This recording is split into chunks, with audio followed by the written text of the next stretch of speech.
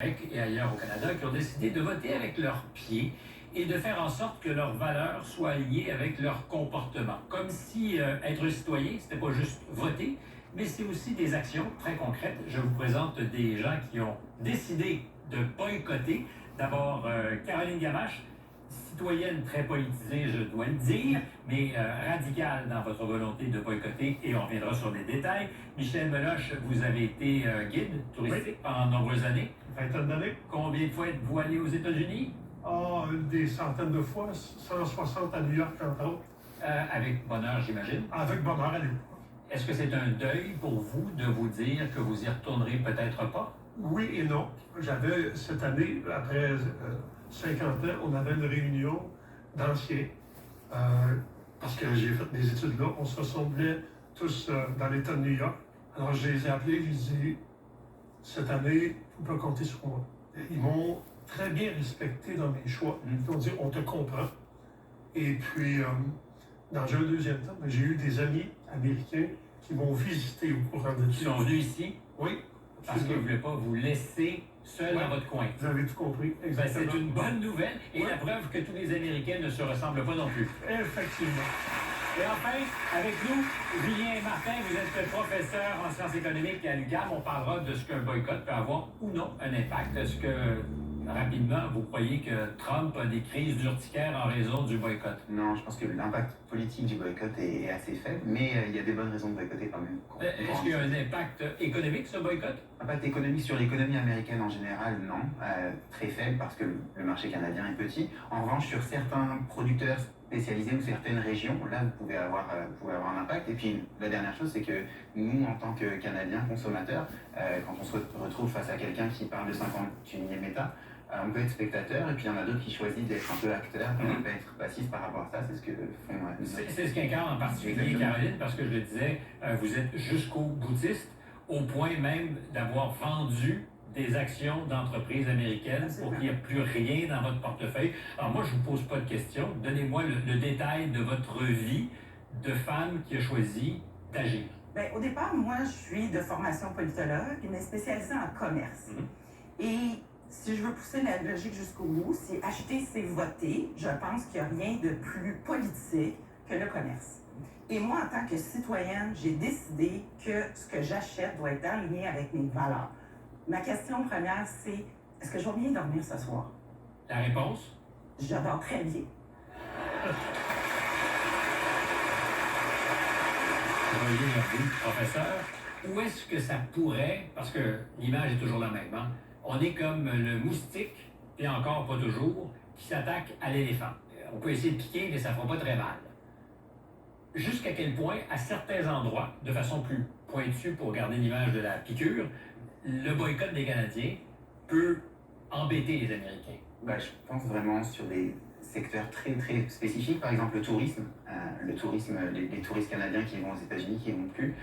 Et ensuite, on a vu les alcools, les vins, les spiritueux, etc., qui sont, en général, la production elle est concentrée dans une petite zone géographique, par exemple dans une petite zone de la Napa Valley en Californie.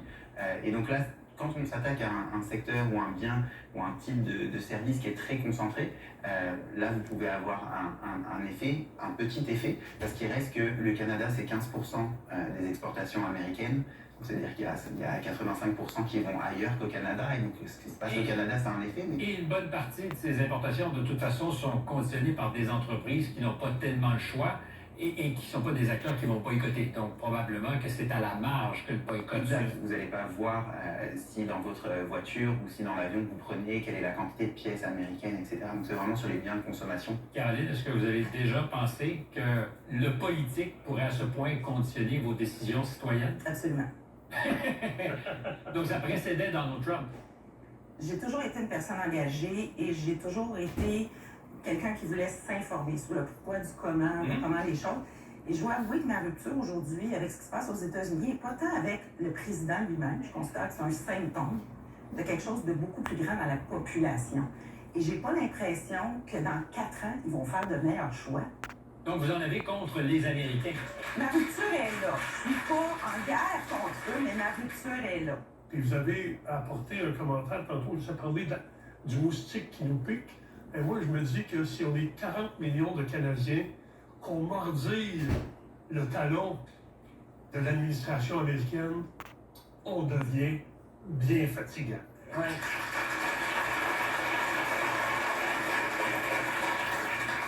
J'aimerais penser comme vous, mais j'ai l'impression qu'ils sont plus souverains, plus gros et plus indifférents à tous nos mordillements. Mais encore une fois, je pense que l'idée d'agir est la meilleure pour éviter, d'un point de vue citoyen, la frustration. Et vous avez levé la main, genre, non, pas d'accord, Stéphane. C'est pas ça.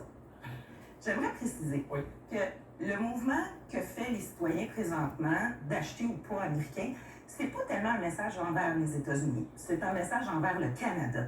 Nous devons nous détricoter. Nous devons détricoter l'économie et ce qu'on fait, c'est pas tellement un boycott qu'un déplacement de nos achats. On est en train de modifier le marché. Donc, nos attentes au départ sont envers nos propres gouvernements, pas nécessairement envers les Américains. Et vous mettez très bien la table pour la suite des choses parce que le malheur des uns peut faire aussi le bonheur des autres. On a des invités entrepreneurs au Québec qui, d'une certaine manière, bénéficient de ce qu'on boycotte par grand nombre des produits. Mais avant d'y aller, question pour vous. Est-ce qu'on peut détricoter, monsieur le professeur, nos deux économies, sachant que, 73-14% de toutes nos exportations vont aux États-Unis, qu'on va vouloir renégocier une entente de libre-échange et je comprends que le gouvernement veuille le faire? Bien sûr, forcément, ça va rester un partenaire très important.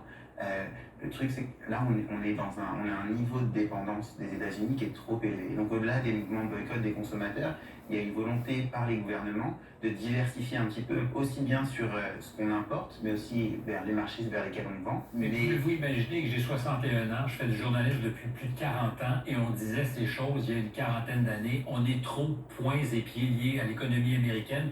Et en 40 ans, en tout cas à ce jour, je n'ai pas vu une amélioration ou un changement significatif. Exact. Mais là, il y a des mouvements. Donc, c'est possible qu'on a un peu moins de pourcentage qui soit exposé à C'est l'économie le choix américaine. qu'on peut peut-être se faire. Les tectoniques se déplacent. Merci à vous trois. Au retour de la pause, tel que promis, des entrepreneurs d'ici qui font de bonnes... Tous ensemble, accueillons Sarah. Samedi 20h à Télé-Québec. Le boycott des uns peut faire la fortune des autres. C'est le cas de quelques entreprises québécoises qui sauront saisir l'occasion, saisir la balle au bon. Je vous présente dans un premier temps Dawei Ding. Vous êtes le PDG de Signé Local. Ça, c'est une vitrine de produits d'ici. Est-ce que c'est un genre de panier bleu qui marche? On est différent du panier bleu. Même ambition, par contre, de faire en sorte que les produits faits ici puissent avoir justement une vitrine. Exact. On y reviendra. Et juste à côté, Lisanne Bourret, vous êtes à la tête de Pretty Ugly Company. Exact. L'Office québécois de la langue française vous a pas encore épinglé? Non, on n'a pas donné notre adresse. Vous n'avez pas donné d'adresse. Pretty Ugly, c'est parce que vous mettez à profit des légumes. Mais c'est qu'en fait, on sauve des légumes considérés comme moches du Vous gaspillage sauvez des légumes. du gaspillage alimentaire. Exactement. On les sauve d'un destin Vous très sauvez tragique. des Américains et puis des légumes moches. Exact. Est-ce que je peux me permettre de vous poser la question brutalement? Est-ce que l'affaire du boycott, ça fait vos affaires? Oui, sincèrement, on est vendu partout à travers le Canada. Puis, même dans le reste du Canada, ça fonctionne vraiment, vraiment bien. Fait que oui, il y a le Québec, mais il y a le reste du Canada aussi. Puis nos ventes augmentent partout. Oui, j'ai pas pu m'empêcher tout à l'heure de faire le lien avec le panier bleu. Je voulais être comique, mais c'est quoi la vitrine? On a 4 magasins physiques à Pignon-sur-Rue. On est dans 4 villes. On a aussi une plateforme en ligne transactionnelle, comme vous l'avez mentionné tantôt. Donc, n'importe qui peut acheter en ligne de plusieurs marchands, composer un panier, puis le recevoir, livrer chez lui. Et il y a combien de produits, de types de produits qui se retrouvent dans la vitrine? Aujourd'hui, on est à peu près rendu à 300 marques, autour de 4000 produits. Et on parle de 100% fait au Québec? 100% conçu et fait au Québec. Donc,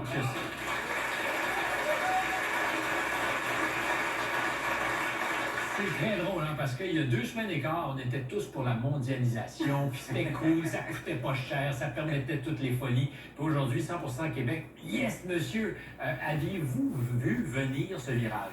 Avec la pandémie, on a senti un éveil général pour les produits locaux. On a commencé à parler de la souveraineté économique. Mais après, à la sortie de la pandémie, le mouvement s'est calmé un peu. On était moins souverain économiquement. C'est ça. On est revenu dans nos vieilles pantoufles, mais vraiment avec les tarifs, là, c'est complètement différent de la pandémie. Là. Mettons que demain matin, Trump disparaît. On devient les meilleurs amis au monde. Que le Canada et les États-Unis, là, c'est tout ma...